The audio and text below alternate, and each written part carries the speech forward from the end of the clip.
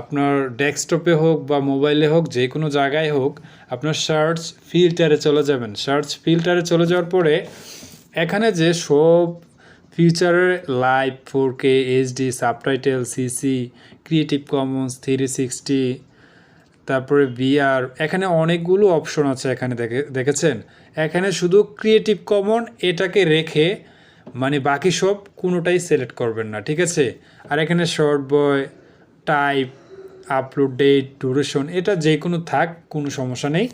আপনার শুধু creative common, মানে এই ক্রিয়েটিভ কমনটাকে ব্যবহার করেই, এই ক্রিয়েটিভ কমন কি এটা আমি অ্যাপ্লাই করে দিলাম।